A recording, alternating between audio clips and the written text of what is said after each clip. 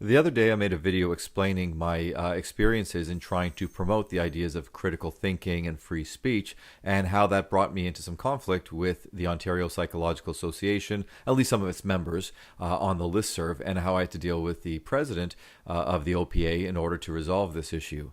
Now, that was my typical stream of consciousness, 10 different themes in one video type of talk, which all my students know me for. And everything did actually make sense. It was all connected, at least to me it was. But it was pretty long. So in this video, I am cutting it down just to explain what happened with the OPA as an update. And in other videos, I explain other parts of the original video. Here you go. So I did meet with Dr. Wah a few days ago. We had a very long meeting. It was a very productive meeting, and I liked what he had to say. And I can't speak for him, and I can't disclose what he said. But I will say that this whole debacle that occurred, not just this one thread, but previous threads before, some of which were shut down as well. This wasn't the first time it was shut down. You know what? It's sad I'm breaking records here, but I'm having more threads shut down than anyone else. I didn't do it for that reason, okay? All you can do, though, is smile about the outcome. But that's not why I was doing it, obviously. But Dr. Wah said that he's trying to take this experience, and now he's revamping the listserv. He's taking a different direction, and he's going to make it more, I think, accessible to people. It's going to be more user-friendly. It's going to not be, or part of these mini listservs are not going to be part of the American Psychological Association, whose rules he was worried about violating during this heated exchange. So, we'll have more independence. That's one of the good developments.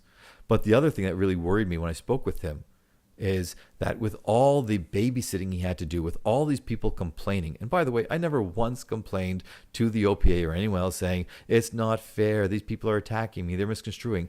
I don't complain about it. I highlight it. I show them why they're wrong. I challenge them to show me where I'm wrong.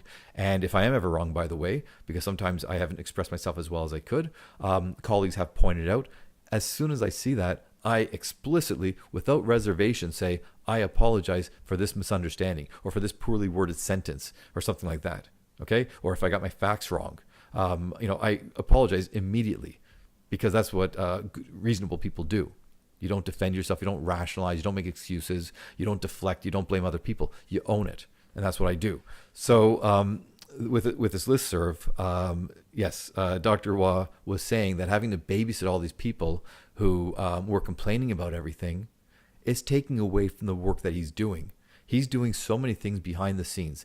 It's him and just a few other people on the executive board of directors of the OPA who are trying to help not just the psychology as a profession, but the people within Ontario. They are making some huge gains that for many years we were unable to make. And so I felt bad that because, I was having these issues with other people, he had his good work interrupted because he's babysitting people. And I really do feel bad about that.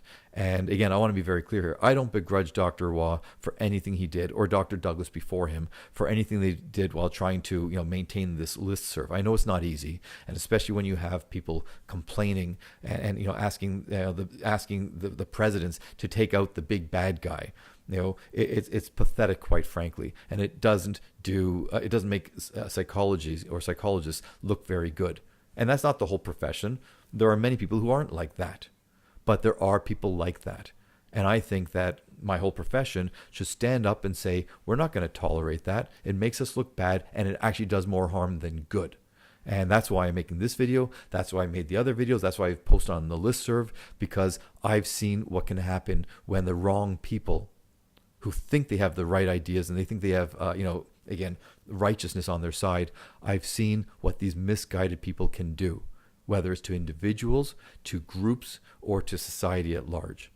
And again, the psychologists, those who that I'm not identifying by name, but the ones that I'm discussing, I think they should be ashamed of themselves. I think they should really look inward and say, I'm a psychologist. I'm better than that. I shouldn't allow my emotions to override my logic as I have been doing. And that's basically been the message. So that's also, speaking of message, a long 40-minute rant. Not a rant, I hope. But, I think a dissemination of information regarding why I was doing this in the first place, B, what I was doing and how it all played out, and C, the most recent update, which once again happened just a few days ago after I spoke with Dr. Wah, who, along with the rest of the OPA board and the executive, had an emergency meeting last week to discuss this thread. I think it's kind of funny, quite frankly. Again, it's not funny, the fact that it took away from the good work that they're doing, but the fact that they had to convene an emergency meeting because adults, psychologists, were being too stressed out and freaked out over what was going on in this listserv. And I have to look and see, because I spoke to my College of Psychologists of Ontario to see if I could post these communications.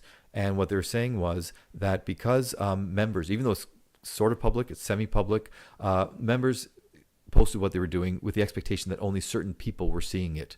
Psychologists, psychological associates, some psychology students.